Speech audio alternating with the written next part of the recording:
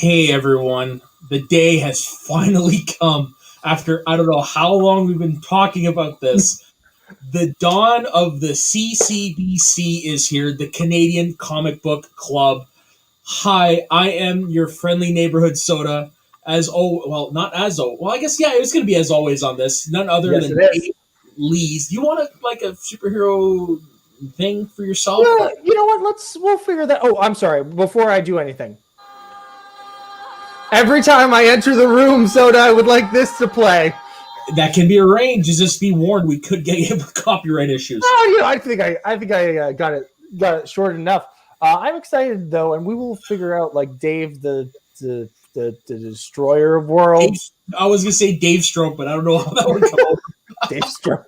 Oh man, we got some implications here, Soda. But I'm excited that we're finally getting the Canadian Comic Book Club off the ground. And I could not think of a better way to start this than with the long-awaited Zack Snyder's The Justice League Snyder Cut. It's real. It's here. But before we get into that, let's just give our introductions to comic books. Oh, yeah. Yeah, so you want to go first? Yeah, so I was I've been reading comics, and a lot of people say this, but it was true for me. I'm super dyslexic and couldn't really read for a long time. Still can't spell. But true.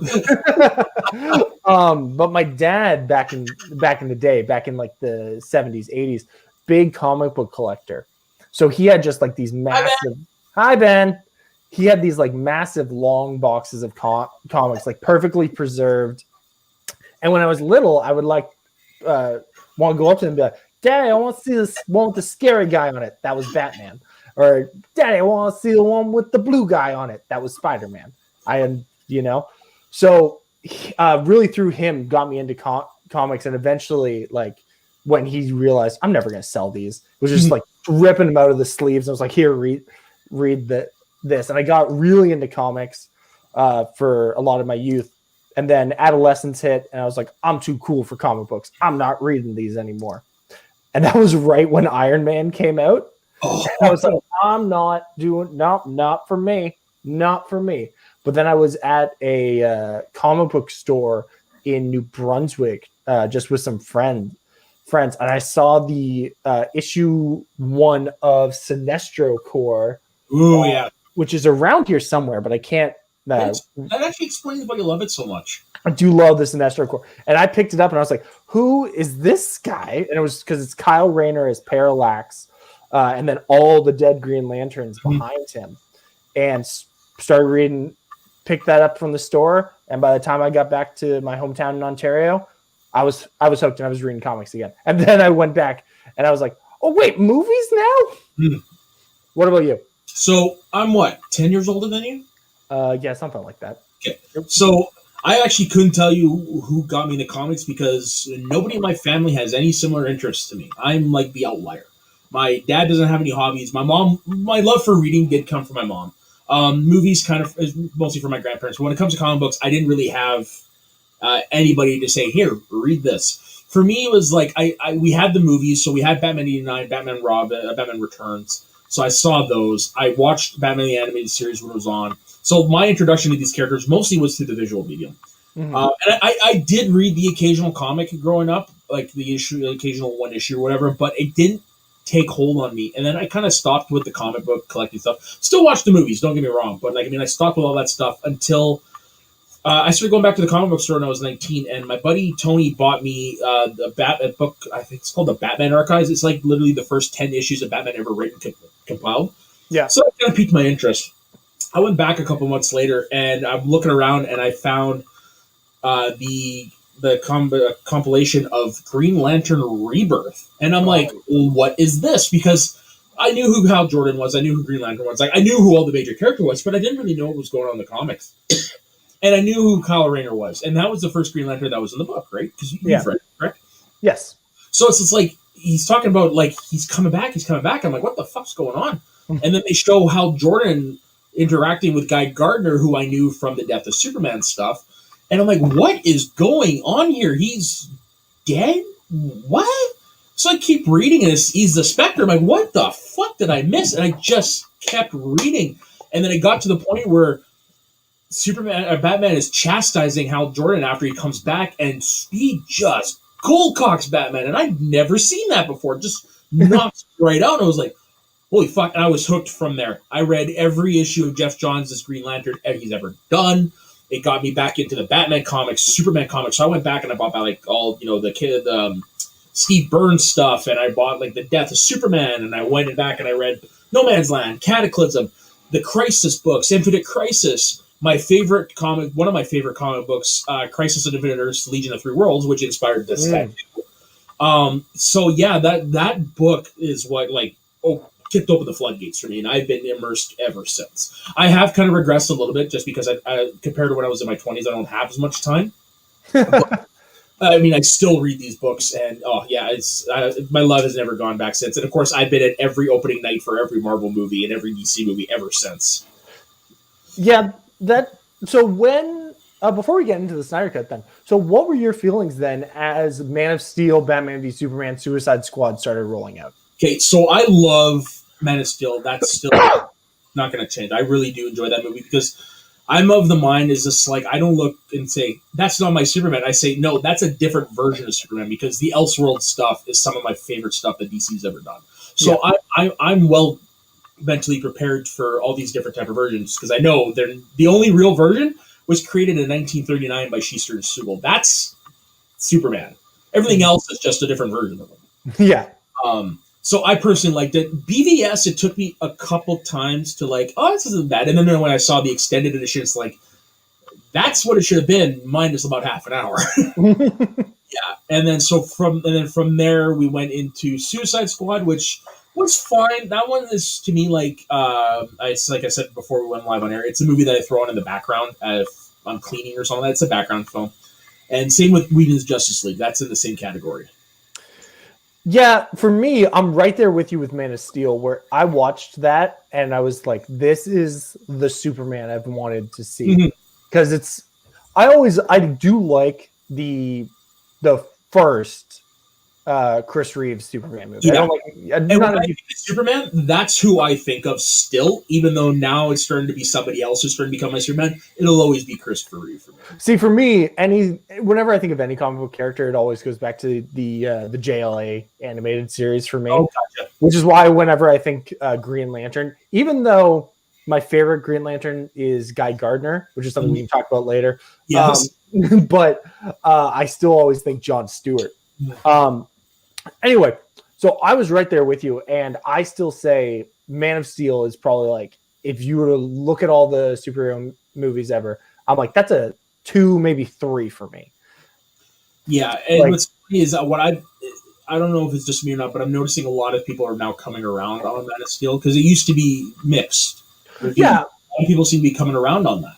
Yeah, it's because a lot of people were upset. Chris, he doesn't save anybody. He doesn't save anyone. If you actually watch that movie, he saves plenty of people. Yeah, he's not Superman during that fight with Zod. He's just the guy from Kansas who was given a suit. Yeah, exactly. And then I feel like every friend group has this, where I was the one guy when we walked out of Batman v Superman, where I was like, that was fantastic, and I want to see exactly where this leads. And I might as well have said, you know what?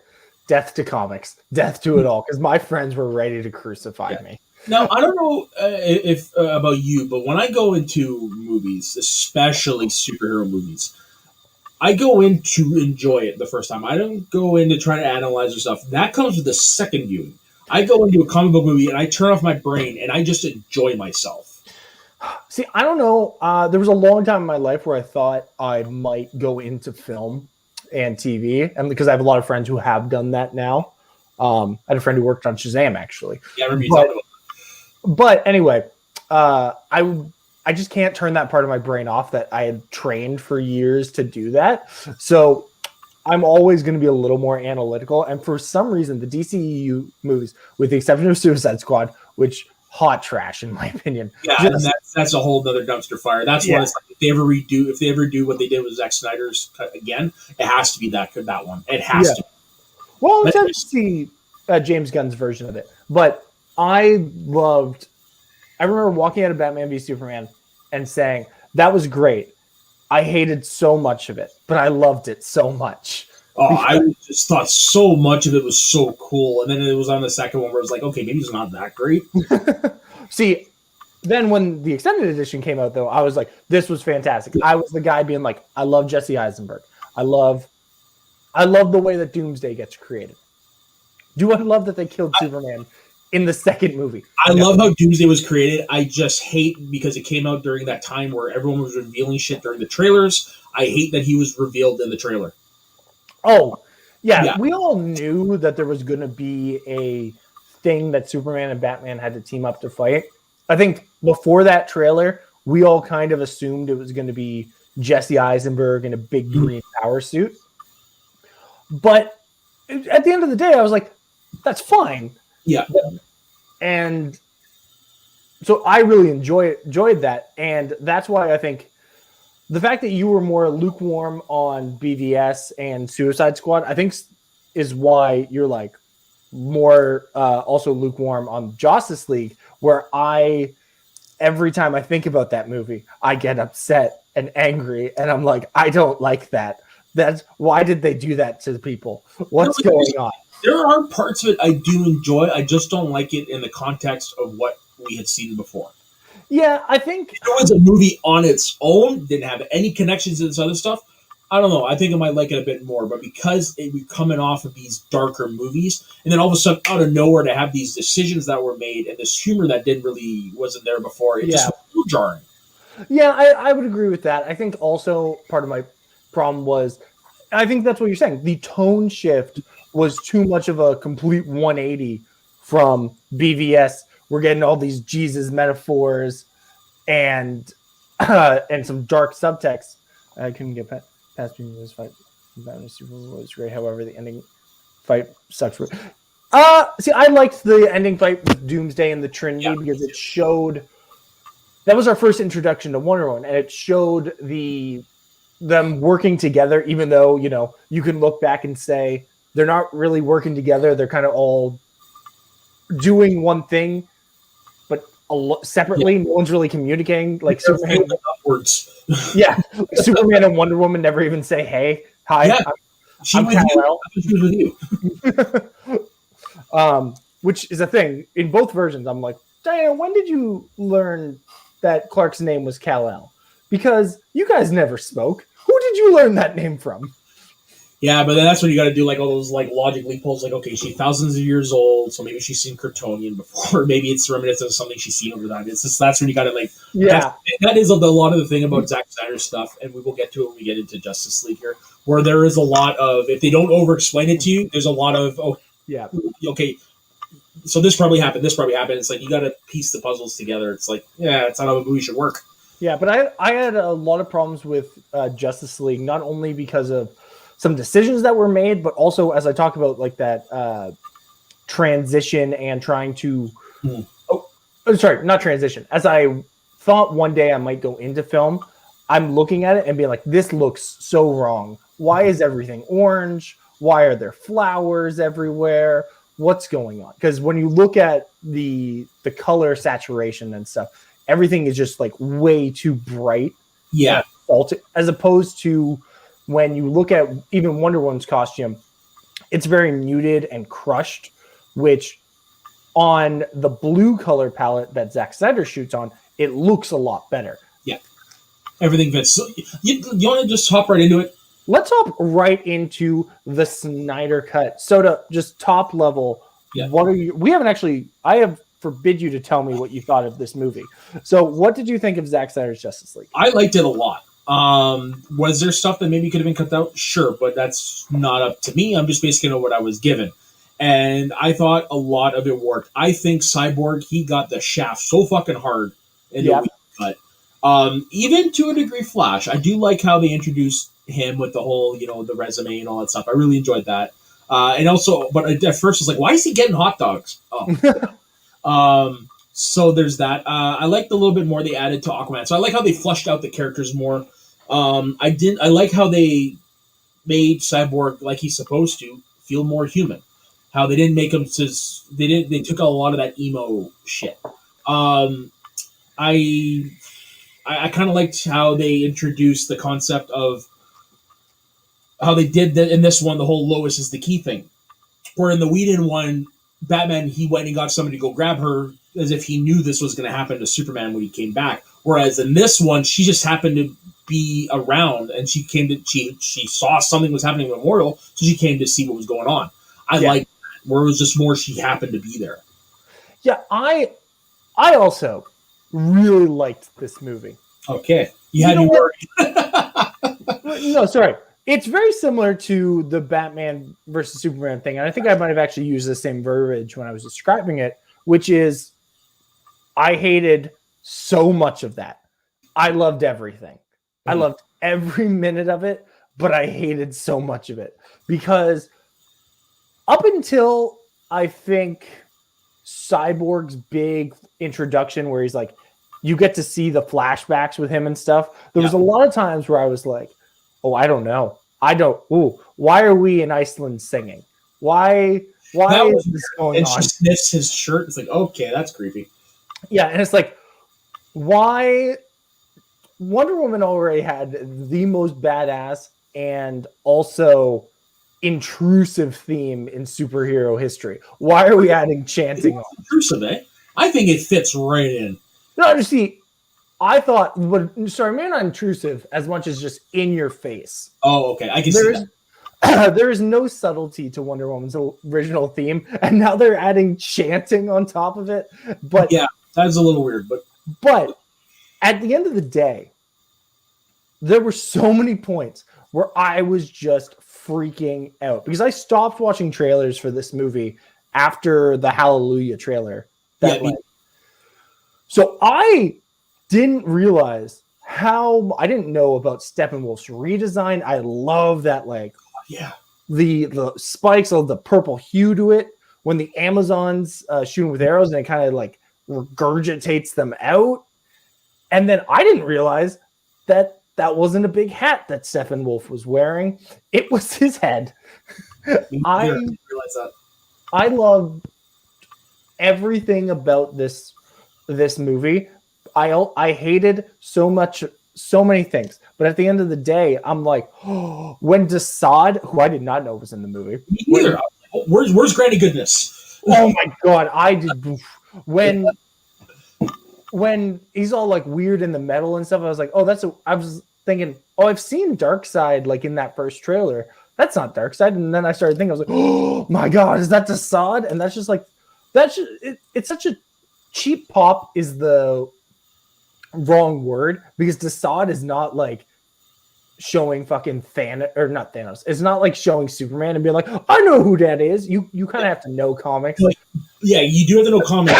There's Darkseid. Darkseid's not that far behind. Yeah, which when the second time Steppenwolf calls up Darkseid and is like, hey, or Darkseid is like, hey, found anti-life, no big deal, it's here. And then all the parademons drop to the knee, and you see his Steppenwolf's armor start to recede, and then Darkseid forms. I'm like, oh my god! The look of Darkseid in this, oh my god! Holy shit. It's so easy. Would have been so easy, I think, to make him just a blue Thanos, but he is so different looking. He's got like that strong chin that we like to see. Yeah. His armor, I wish was a little more blue, but at the end of the day, I'm like, I love it. Most about his design is like his symbol is the Omega symbol. Mm-hmm. That is in this. It's actually part of him. Yeah, it was like that's dope. I really liked that. Another thing I really liked was, and maybe this is just the fortuitous nature of having 4 hours to show the movie. There was a lot of things in this where I had questions from the Whedon version that got answered in this. Like when I watched the Whedon version, I was thinking, what is the relationship with Aquaman and Atlantis? Mm-hmm. And that was confusing. And then it gets more confusing when you actually watch Aquaman. But in this, it seems a lot more, with the exception of Mera being British. Yeah, which it's something that Whedon was like, yeah, let's get rid of the accent. Yeah, it's like she can't do the accent. Let's just nix I that. don't mind the accent. I just because we know it's coming after the fact of what we've already been introduced to. It's like, yeah, that needed to go. But I actually didn't mind the accent. Oh my god, I thought I usually don't care about accents. Mara's accent, it's up there with help me out. What's Sansa Stark's her actress? She's related to one of the Jonas Brothers. Yeah, are you talking about her American accent from Dark Phoenix? Yeah, her American accent from Dark Phoenix, or like Benedict Cumberbatch from Doctor Strange. He's better now, but back in Doctor Strange, that one kind of grows on you. Yeah. With the exception of the Mara stuff, it's so much more clear what his relationship is like with Atlantis. I love seeing Sophie Turner. I had to look that up. Sophie Turner. There we go. Sophie Turner. I was like, it's not Sophie Clark. That's a Survivor winner. Yeah. But I loved that. I thought even the Amazons, who were probably one of my highlights from Justice League, were handled much better in this movie. Yeah, and what I like, Ben, who's watching, can attest to this. I had mentioned him as like, I'm kind of bummed they didn't have that opening epilogue with the telling the story of the boxes, and then like 5 minutes later, we actually got a full fleshed out flashback scene of that battle. I was like, yeah, never mind, ignore what I just said. Does that? I feel like that happens at the same spot in the movie. I don't know why it's in my head that it was at the very beginning. It's definitely not, because it's after Wonder Woman breaks in. I'm reading the plot on IMDb for the Sweden one. It's at the beginning. There's no way it's at the beginning. That's really how it starts. Is Steppenwolf and his leads. I just rewatched that. Oh wait, what was Steppenwolf? Yeah, because in the Whedon one, it's Steppenwolf in that battle, not Darkseid. I'm gonna tell you, I just watched the Whedon one this weekend after this. Like, that happens way later. Hey Ben, if you're watching, you can put in the comments. Just let us know if that happens. Watched it recently as well. That happens when at the same point when Diana breaks into the Batcave, except instead of going into the helicarrier, not helicarrier, but like the troop transporter, they're walking by the river. Right. Okay, never mind. Yeah, okay. I don't know why I thought it was at the very beginning, but either way, I'm happy that they actually gave us a full fleshed out. Yeah, that was. They showed the death of the Green Lantern, Darkseid trying to get the ring, and it just flies off. Oh. That was so interesting to me, and I really appreciated there was just a little bit more fleshed out there, where you see, like, why can this arrow fly so very, very far? Mm. And you end up hearing like, oh, this is the arrow of Athena, and then when you see that battle, or the arrow of Artemis. You see the battle scene and you're like, oh, that's the arrow that stabbed Darkseid and stuff. Which I have, like, what are your thoughts? Because Steppenwolf has always been a step down from Darkseid. What are your thoughts about seeing Darkseid actually there? Does that make him less scary? Because I was wrestling with that. Like, no, it doesn't make me less. It doesn't make him less scary, because that is something I have seen before, where the bad guy goes and he fails and he comes back and to finish his business. Like that's a common trope in comic books. So it didn't really bother me. I just like how they introduced the fact that Earth is the one place he couldn't conquer. Which, like, how didn't he get back? How did he forget where Earth was?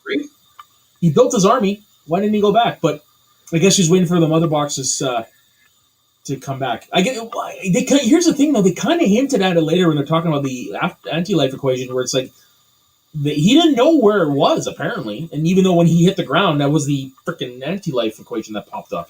Well, like, you'd have to be in a spaceship to see the whole anti-life equation. The mother boxes showed him. Yeah. Showed Steppenwolf. But I do like talking about Darkseid.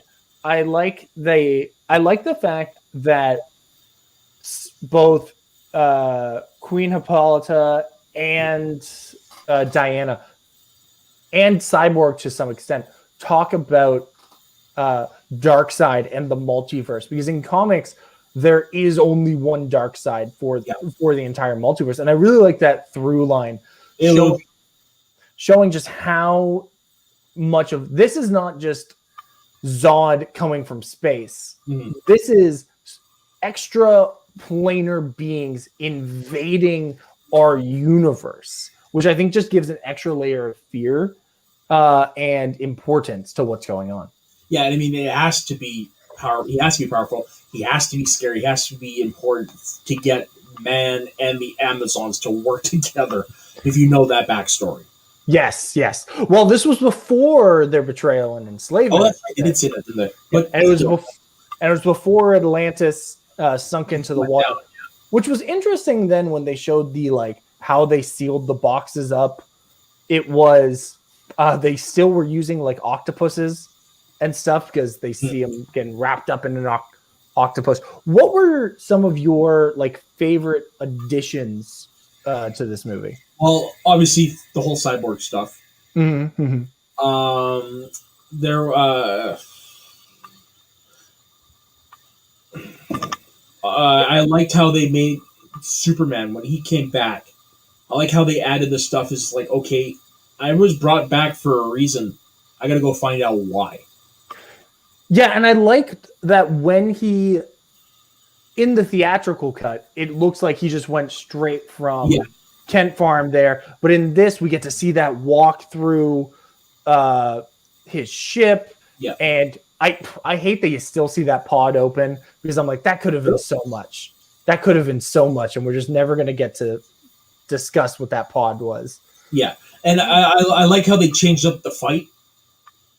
Yes. Big fight, because I mean, in the theatrical one, you got Flash. He's there rescuing the family, and the whole sure of who he is, and all that stuff. You didn't have that in this, which I thought was an advantage. And then how everybody's contributing to the fight. I did like how they kept some things like oh man, and the freaking parademon surfing. Yeah. I like that they kept that.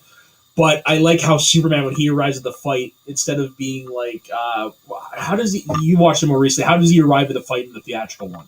I'm a big fan of truth. I'm also a fan of justice. And what does he do in this one? Freaking Steppenwolf's about to hit Cyborg, and he just zooms right in and catches the blade. Yeah, it's like that's badass. Yeah, and because he just takes it on the collarbone and is like not impressed, and that's so good. So Ben has said this to me a few times in our conversations. What do you think? Do you think it would have been better if he was in the traditional suit, or do you like that they paid homage to the death of Superman with the black suit? No, here's why. Part of this is being colored by my knowledge of what 2 and 3 would have been, because I've followed Zack Snyder on not Zillow, but that other social media platform he used. I've had friends go to the exhibit and stuff, and how they were. He's like, I've got brought back, but I need to build up to earning that symbol that they represent. Okay. So that's why even in the cyborg nightmare vision that you see, he's still in the black suit because he hasn't earned it yet. But then when he's under anti-life, it doesn't matter. But it would have been like Justice League 3 would have been, I'm putting back on the blue. I am the symbol the people deserve. Okay, that makes sense. So to me, I didn't know any of that. For me, I'm looking at it straight up. I like that they're doing an homage to the classic Return to Superman look, minus the mullet, obviously. Oh my god, how great would it have been if they were able to get that mullet in? Oh, if they were actually copied the look from that comic right off the bat, man, that would have been awesome, even if it was very 90s. Because I like the gauntlets and all that stuff, and he shows up to Coast City with a bandolier. Yeah, it would have been very, very good. I don't know that the bandolier and being a depowered Superman would have played as well, but one of my favorite addition to this movie is the characterization of Steppenwolf. Yes, they gave him an actual character. Yeah, because in Justice League, Steppenwolf was. I like that Justice League. Have you never heard Justice League before? No, that's the first time I've heard it. Oh no, man, that's just like a colloquialism that I picked up. I definitely did not start it, so I don't know who did.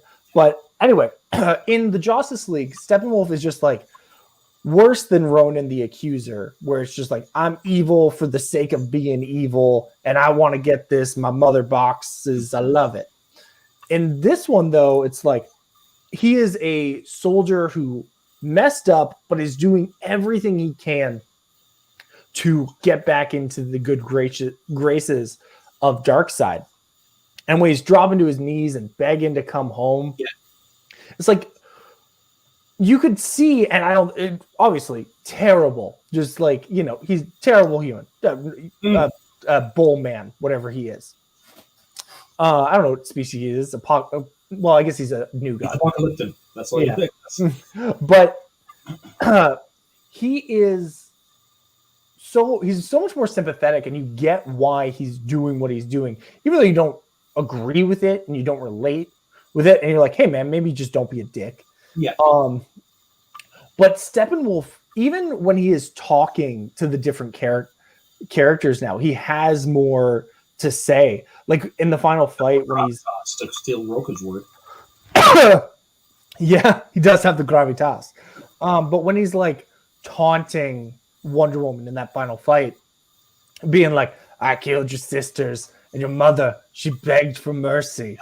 And it's like, oh my God, you're just a dick.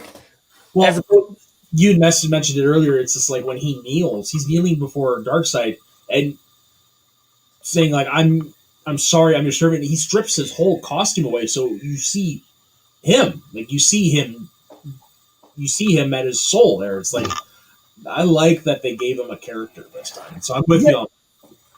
Yeah, and I liked learning that was a part of his head, not just a hat. But also just like his face, I really liked. Because I don't know if it's just like certain changes to the CG model, but just like he didn't look as like gooey. Like the other Steppenwolf, if I was to touch, I would be like, he's going to be wet. His face is going to be wet. The Justice League, I'm going to start using that now. The Justice League version of Steppenwolf, it looked like a step 3 of a 4-stage process to get the character right. You know what I mean? It wasn't. It's just a little bit more details in like the mouth and the eyes. Weird when you see like the giant like cat eyes when he touches the mother box. It's like, oh, what's going on, guys?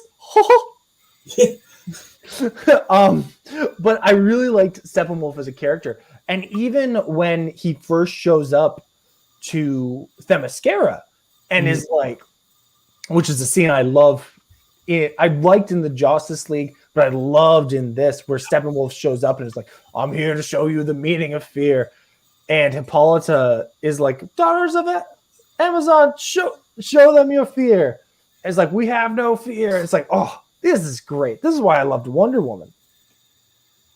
Wow, Lou. Wow. Oh my God. I hate this guy. God damn it, Lou.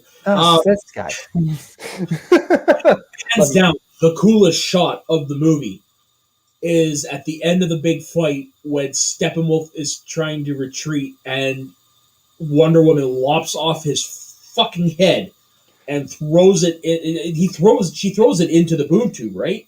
Well, she doesn't. What happens? Where's the momentum that carried it? Yeah, it's because he's there being like, I'm the best. Yeah. Obviously, I'm gonna kill you. You stopped this, but you can't stop eternity. Aquaman stabs him in the back with a truck. Right, yeah, stabs him up. Yeah, okay. Well, Superman punches him, and then as off the head, the momentum carries it. Right. Yeah, I love that Desaad, Darkseid, and Granny Goodness are just standing there watching the entire time. Yeah. And I'm like, you gonna shoot your Omega beams through there, Darkseid? But that's not what I love. Like, that whole sequence was awesome, but it's the shot where you're looking from the POV of the Apocalyptans, and you see the entire Justice League standing there with this look on their face like, don't even fucking try it. Yeah. It's like, that was badass. Yeah, and then it's just such a great moment also when the boom tube closes and Desaad's like, oh my God, anti-life, without the mother's boxes, how are you going to do this? And Darkseid, not even skipping a beat, just like, we'll use the old ways, and walks off. I'm like, oh, that's such a Thanos. I'll do it myself. I love it. So Lou, you came in a little later, but we actually did say Steppenwolf and in my case, Cyborg were the better fleshed out characters. Yeah, I would actually also posit to that. Even though Flash got a lot to do in Justice League, I loved him, Ezra Miller, in this so much more. because he wasn't talking about like what is brunch? What do you mean about brunch? He still had some lines that I'm like, okay, what's that about? But and also it's like, all right, Barry, why are you just running 10 feet ahead of people saying, hey, follow me, follow me? It's like, pick someone up and help out. So this is something I want to ask you, because it seems like a lot of the live action interpretations of the Flash we're getting seem to combine Barry Allen and Wally West. What do you think of that? Personally, if you're going to do Wally West, just fucking do Wally West. Don't, because Barry Allen's a great character in his own right. Wally West is a great character in his own right. For me, don't mix them. I think it's just the fact that Barry Allen and Wally West are very different characters, but they mean very different, and they mean very different things to very, very different generations, right? Where I think Barry Allen is always the gold standard for people because the people writing comics grew up reading Barry Allen. Yeah. Where people our age are like, Wally West is clearly who it is because that's who it was in the cartoons. That's who it was in 90s. Because I somehow grew up preferring Barry Allen over Wally West. I don't get it. That's because in most of those comics, everyone was like, well, you're not shit. You ain't Barry. Yeah. Barry's dead. He saved the multiverse. Okay. Which is true. I think that probably is why I do like him, because the sacrifice he made is a pretty damn big sacrifice. Exactly. But the Flash in this movie, you understand a lot more. And he actually gets some fun things to do as opposed to pushing a truck 20 miles out and then coming back to not be involved in the final fight. Where in this, you get to see that the time dilation set up earlier with the picture falling into the water and then reversing. And then you're like, oh, something's going to happen, to the point where you see the Justice League failed for a moment there. And it's like Barry was too late. Darkseid won. But then because the Flash is able to push himself harder and faster, and what a fantastic shot of him running as the ground is reforming in front of him. And you can see here, like, if they were able to get Billy Crudup back for this, there definitely would have been like a voiceover from his dad being like, run, Barry, run. You can do it. Never stay in one place. Run. But you still get that vulnerable side where he's unsure of himself. Where in the other one, it was like, I don't do battle. But in this one, it's like, I am just ill-equipped. And even when he gets shot by the most accurate parademon in the multiverse, he's just standing there like, yeah, just give me a second. I got this. Which I think fits so much better than what about brunch? In the Justice League, it almost feels like he's treated as a kid. Where in this one, yes, he still is the newer member, like the least experienced member, but he's treated as one of the team. Yeah, and I think another thing, we've talked a lot about the action and the storylines. I think a lot in the Snyder Cut, you see a lot of these great character moments where in Justice League you see Barry and Cyborg digging up Clark's body, and there's that really dumb joke where it's like, fist bump? Oh no, that's a little racially charged. As opposed to now in this version where Barry's talking about like, yeah, Superman was my hero. He meant everything to me.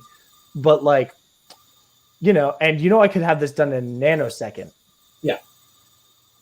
And I just want to say, Ben, hold on to your horses on that, okay? Crisis. Ezra Miller was in Crisis. Anything can happen. Anything is possible. Also, Tom Cavanaugh, good. He's from Montreal. Good for him. Yeah. But just those small character moments, and I agree with you about Cyborg, because, and you get now so much in addition to stuff that we're not going to talk about because we don't have any sides of the story, but you get why Ray Fisher was so pissed, of course, about Justice League. Because somebody pointed out a lot of the characters that were cut were all people of color. Yeah, I don't want to get into that either, but it's just, I thought that was kind of leads credence to the story a little bit. But anyways. Yeah, but he had there was a lot of the introduction to him is so much different. It in tone is different because it's still him saying, "Oh, you would know something about creating a monster, wouldn't you?" Where before he's just mad about, look at what you did to me, as opposed to in this one where it's, no, my mom's dead and you did this to me, and I'm just, there's a lot of emotions that I feel terrible about. And his dad's sacrifice at the end, where you see Cyborg yelling, like, "No, Dad, no." There's so much emotion in that. Which Ray Fisher, I hope great actor. This is honestly the only thing I've ever seen him in, but that's because his first. That's because he was like a Juilliard guy. Did some Broadway. His first role though was Batman v Superman. Wow. Yeah. So I was going to say what I really liked about his dad's sacrifice was what he did while doing it. Supercharging the mother box so they can find its heat signature. Like, that is fucking smart.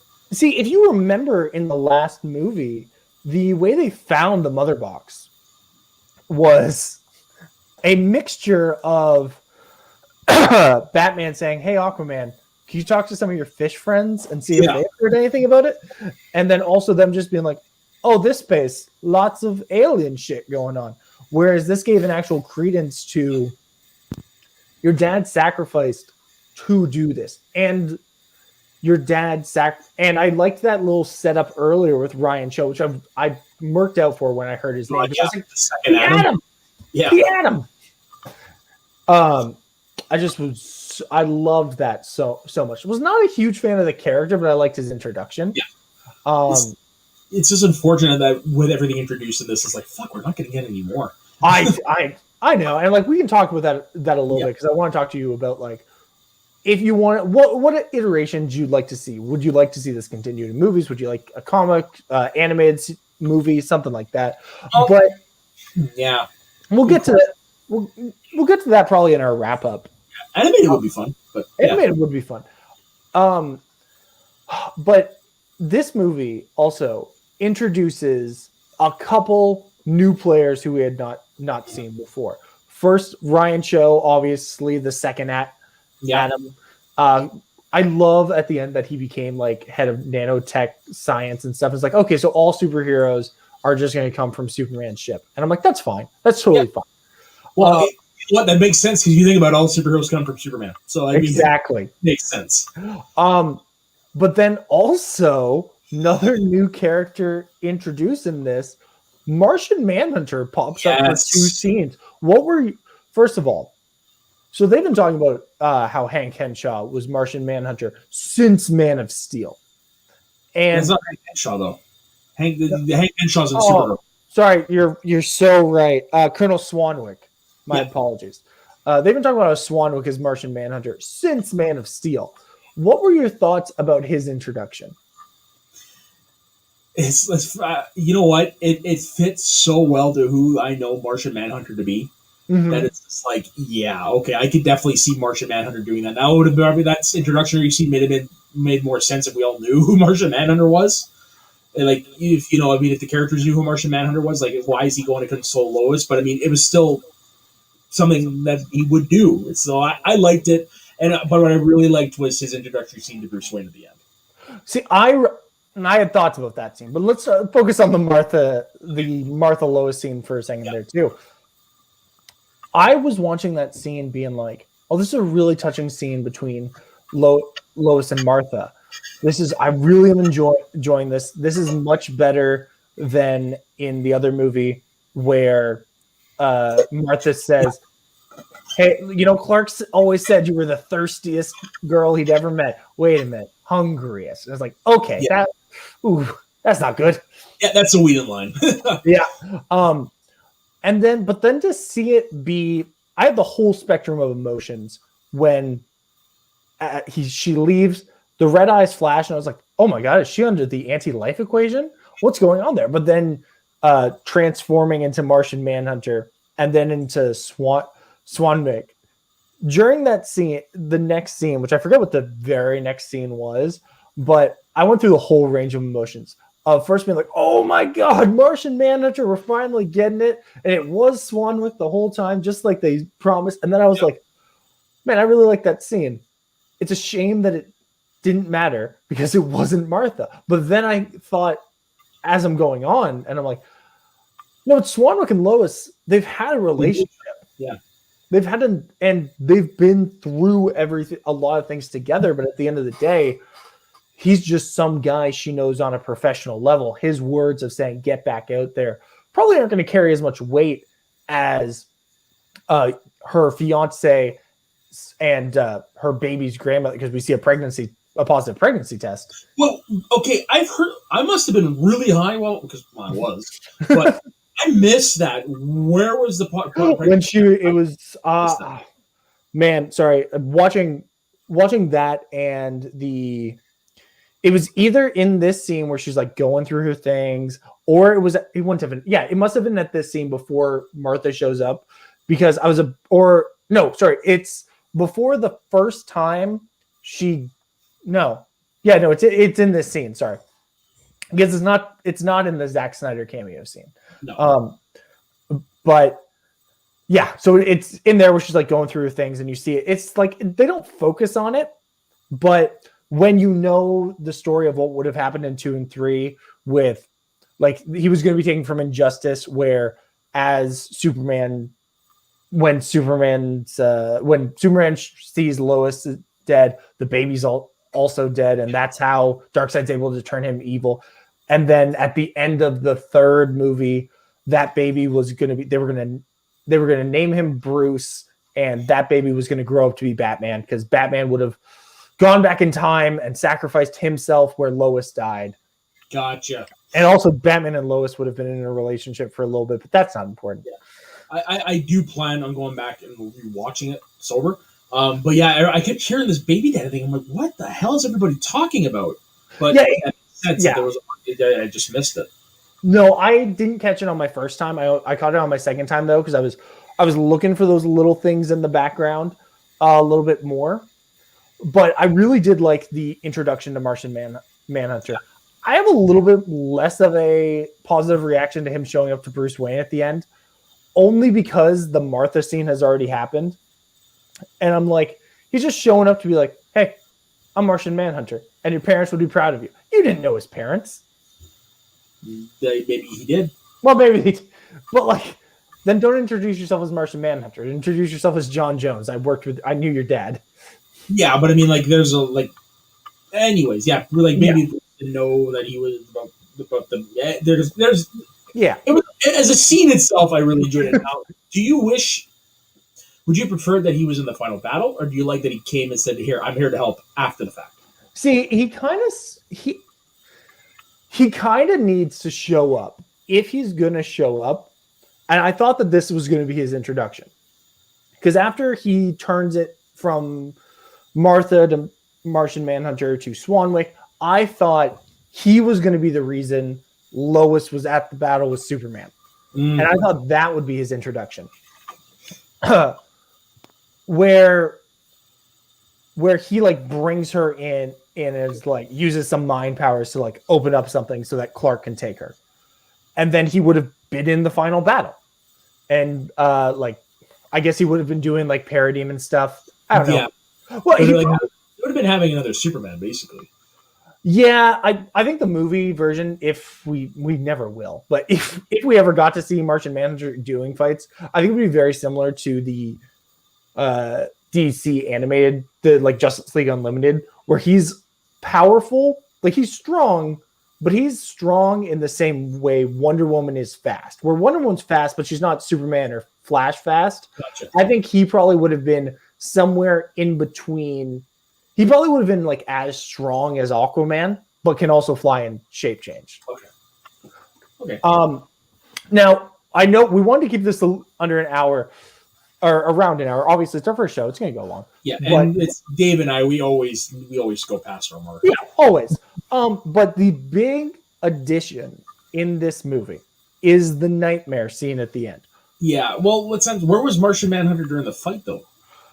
You know, he is a general in the army. He was he is the secretary. I don't know, Ben. He should have been in the Battle of Metropolis. He should have been against Doomsday.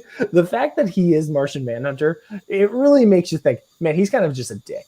Like, well, I don't know. I do like the idea that he's, as the last of his kind, he was too afraid to show himself until the Justice League showed up. Yeah, I get that, but then I also think not Kurt. Oh my God, man! I need to study. What is Kurt Russell? Not Kurt Russell. What is Jor-El? I think to Jor-El's Russell Crowe. There we go. I think to Jor-El's words in Man of Steel, where Lara asks him, "Oh no, they're gonna fear him. They'll kill him," and Jor-El says, "How?" And it's like, what are humans going to do to you, Martian Manhunter? Fire, I guess. But like, what are the odds? And you're right. He probably would have just been in the final fight in that little fighting pit with Aquaman, Wonder Woman, and it would have probably been him. The three of them would have been fighting Steppenwolf, or he would have been the one to like pull the mother boxes apart when Cyborg got there. You would have helped with that for sure. Yeah, that actually makes a lot of sense. We fixed it. So one of the things we discussed earlier was talking about Justice League comics and what have you. But I liked your take on what do you think storylines would work in this universe. Yeah, I like this comment. Where were the Wonder Twins? Sadly, they were both killed by Doomsday in Batman v Superman.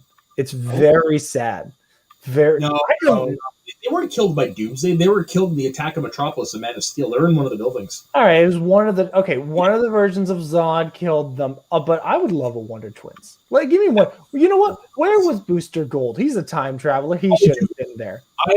Before we get into the Justice League stuff, I am all in for a Booster Gold movie because I have read Jeff Johns. I don't know if you ever read Jeff Johns' run on him. Yep. But where he makes him, it's just like everybody thinks of him as like a goofball superhero, but in reality, he is the most important superhero because he is going through time fixing things. Yes, even Gleek. Yeah, even Gleek. But yeah, so I'm all in for a Booster Gold movie like that. Before we get into the comics, though, the nightmare sequence is the thing that has been like stirring up a lot of controversy and also conversations from people. So what are your thoughts? Nathan Fillion is already in the Suicide Squad. Ben, gonna have to recast. But also Nathan Fillion 15 years ago. Yes. Fair. But what are your thoughts on the nightmare sequence? So I liked it. It felt out of place is the way to put it. I do like that they made it as an epilogue, but still it just doesn't quite fit into the movie. See, for me, I think it works because this was Zack Snyder saying, I'm putting everything in, guys. Yeah, I guess. Because I'm not making Justice League 2 and 3. I'm going to show you like what my thing would have been. But I also really like it because it's been something we've seen, and I like the idea that all these movies were going to like have some snippets of the future that we would have seen until eventually we got to a Justice League 2 or Justice League 3 where we finally saw this. And I think I love seeing Cyborg with like his massive gun and Mira with her gun and her trident saying, I'll kill him for what he did to Arthur, which I loved seeing Cyborg's vision where you see Wonder Woman getting burned and Aquaman getting killed by Darkseid. I was like, holy shit. They gave one over to my Kiefer role. Yes, you get to see the Omega Beams doing their bendy thing, which I love. What was that? That was so cool. And I even like that Joker was there. Yeah.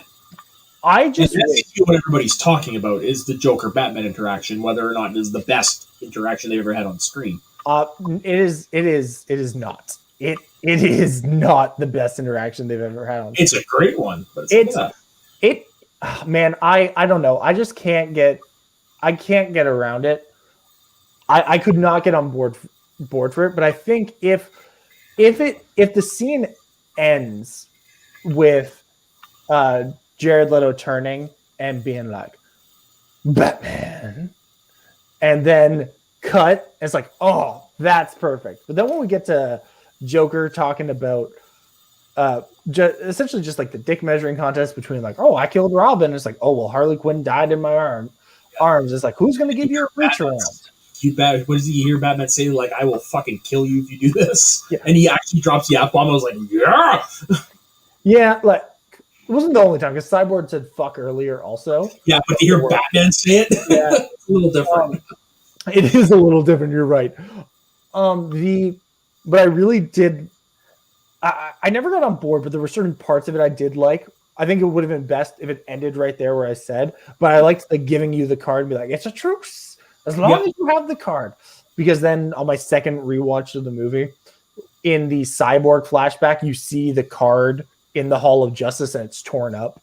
Even though I don't know how to consolidate the nightmare sequence in this and Cyborg's flashback. Like, the only way I can consider it is that Batman's nightmare from BVS and the Cyborg nightmare happen in a world where the Flash doesn't go back in time, and the Mother Box like actually destroys the Earth, where this happens in a world where the Justice League won. Mm-hmm. And I don't know if that 100% works, because I haven't. It some things don't make sense, but you know what? It doesn't matter. But I think there's a lot of good stuff in there. And when Superman showed up, I was like, oh my God. I thought Darkseid was going to fall out of the air. I was not prepared for this. Yeah. So, yeah, we have to tease it. Now we're actually going to talk. Now we're going to talk. Justice League storyline do you think would fit well into this universe? Now, we talked about it beforehand, but I'm of the mind Identity Crisis by Brad Meltzer would fit very well in a Zack Snyder universe. Yes, Identity Crisis, I think you're right, would, because it asks a lot of hard questions about where is the line for superheroes between changing villains' memories to changing Batman's memories to is the fact that someone you once loved becoming a villain, do you have to kill them? What are your responsibilities about them? Are you responsible for that person? Mm.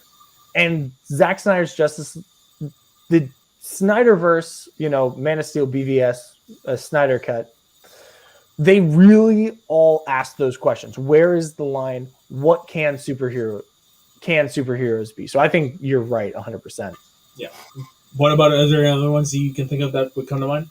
Honestly, it would have to take some tweaking, but I really think the New 52 storyline, Justice League, which was eventually adapted into the Justice League War animated series. Yeah, the very first Justice League story. In the New 52 about Darkseid's invasion. I think on paper, it's very much the movie we just saw, where it's big spaceman comes down, parademons. But this, it's different enough because I think it also tackles that same question where it's putting these people in different situations. And there's a couple issue arc in there where, and I kind of touch on this in this movie, where whose side is Cyborg on? Can he be corrupted? And oftentimes he is. So I think that would be an interesting way to show them. And also the Earth 2 version of that story, Darkseid does win, which would lead to the nightmare sequence. So I think that would fit very nicely in. Are you familiar with Mark Waid's run on Justice League? I'm sorry. It would be around 2000. I've probably read it, but you give me a refresher anyway. Tower of Babel, which is another version of what we got in War. Because everything that Bruce is seeing in these flashbacks or whatever, the dude would have to have a contingency plan. And Tower of Babel is essentially what would happen if Bruce Wayne had to enact the contingency plan to kill off the Justice League. You know what? And I think that fits especially well in this movie, as in this universe, and also in this parallel timeline where Ben Affleck gets the Batman versus Deathstroke scene, where you could have Deathstroke not like beaten, obviously, because it's a Batman movie, but break off with his plans, and then it's Deathstroke, and maybe at this point they've recruited Black Manta and Luthor, and they are the ones. And Cheetah's probably still out there based on 1984. I'm just going to read off what how he defeats him in the Tower of Babel. So Martian Manhunter is covered with nanites that convert the outer layer of his skin into magnesium, causing him to burst into flames, because fighting fire is his greatest weakness. Plastic Man is frozen with liquid nitrogen and then shattered. Aquaman is rendered aquaphobic due to an altered form of Scarecrow's fear toxin, and without water, he would die. Green Lantern is rendered blind by his own power ring from a post-hypnotic suggestion introduced during the REM phase, and the ring placed on him while he was asleep. So basically, he's unable to function without his vision to use the ring. Wonder Woman is trapped in a virtual reality battle against an opponent whom she cannot defeat and is her equal in every way. The Flash is a specially designed vibrabullet strikes Flash in the back of the neck, causing him to experience seizures at light speed. Superman's skin becomes transparent after exposure to red kryptonite, causing him to feel intense pain as well as overloading his natural solar absorption to the point where his super senses become overwhelmed. And Batman is successfully distracted from League business when the League of Assassins steals the bodies and coffins of his late parents, Thomas and Martha Wayne. Yeah, I think that would actually be a very good Justice League 2. Because I think, and then Justice League 3, we have Darkseid come in and be like, I'm the Darkseid. And then Justice League 4 is the Nightmare stuff. Yeah.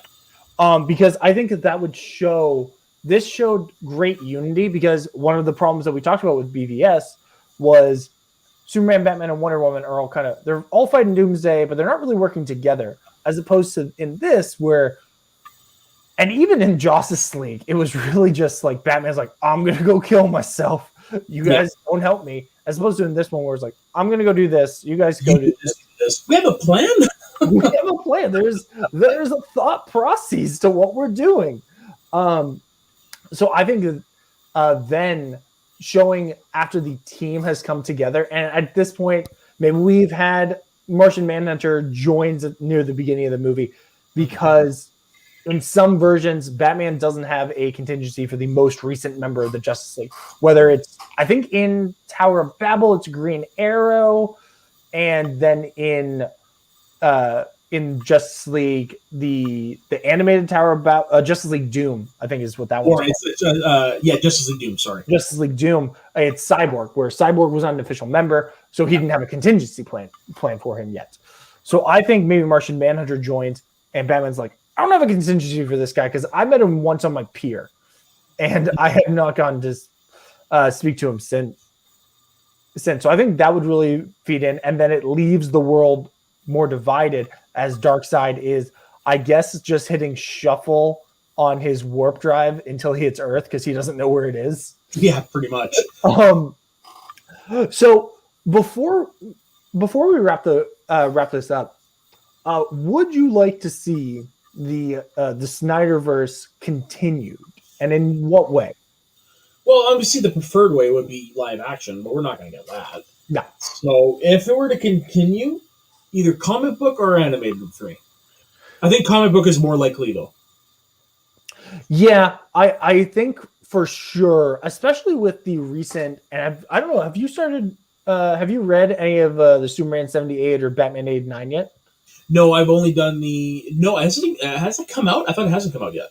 It hasn't. I was actually gonna ask you if it had, but then as I was asking it, I was like, that doesn't come out yet, just the previews. Yeah, I can't wait for those, by the way. I really can't. I love those two movies. But with the extension of the universe, the film universes being something they obviously want to tackle in the comic book industry, I think in the comic is almost indefinitely gonna come. It will probably like 5 years from now, once Zack Snyder has officially like he's done like 5 other movies, and it's like I'm not coming back. Yeah. But I would love to see an animated movie.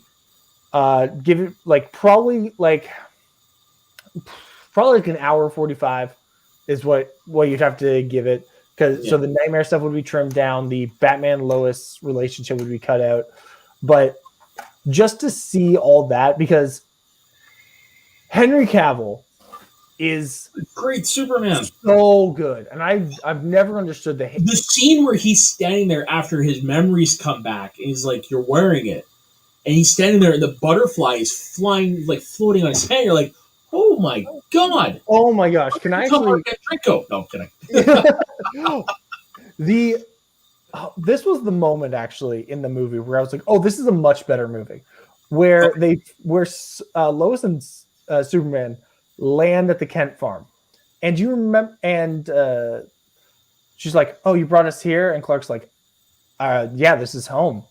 Do you remember what Lois's line in the other movie was? No, it's been a while since I've watched it, so you will definitely have to refresh my memory. So in the other movie, she says, "Oh, you smell good," and then he said, "I didn't before," and in this one, she says, "You spoke," meaning like, "Oh, you're back. You're not a mindless killing machine anymore." So much better the way they did it. Like, oh my god, so much better.